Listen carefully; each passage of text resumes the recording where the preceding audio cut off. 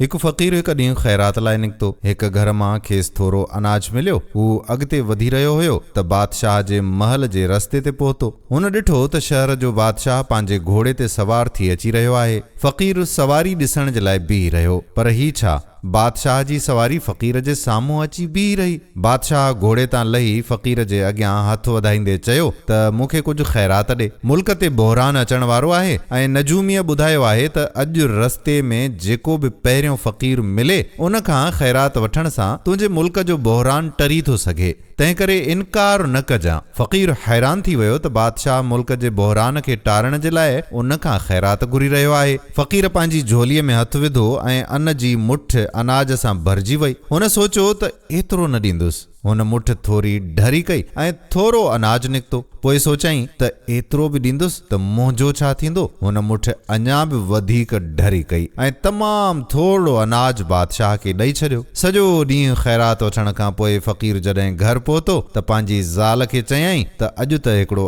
अजीब वाक़ियो थियो आहे। मूंखे ख़ैरात ॾियणी पई आहे, पर जेकॾहिं ख़ैरात न ॾियां हा त छा करियां हा। आख़िर बादशाह ई घुर कई हुई। इहो चई हुन ख़ैरात जी झोली ज़ाल जे हवाले करे छॾी। जॾहिं ज़ाल झोलीअ खे उल्टो कयो त उन मां हिकु सोने जो सिक्को निकितो। इहो ॾिसी ज़ाल रड़ कंदे चयो त हिन मां त सोने जो सिक्को निकितो आहे। इहो ॾिसी फ़क़ीर ॾाढो पछताए रहियो हुयो ऐं ज़ाल खे चयईं त आख़िर मूं बादशाह खे सॼो अनाज छो न ॾिनो। जेकॾहिं ईअं करियां हा त अॼु मुंहिंजी सॼी ज़िंदगीअ जी ग़ुर्बत ई ख़तम थी वञे हा। दोस्तो, हिन कहाणीअ जो इहो सबक़ु आहे त ख़ैरात करणु ऐं ॿियनि जी मदद करण सां ई ख़ुशहाली वधंदी आहे। तंहिं करे असांखे ॿियनि खे ॾींदे पंहिंजो हथ ऐं दिलि खोले रखणु घुर्जे। जेकी पंहिंजे दिलि ऐं हथ खे तंग रखंदा आहिनि उन्हनि जी रोज़ी बि तंग थी वेंदी आहे ऐं अल्लाह ताला बि नाराज़ थींदो आहे।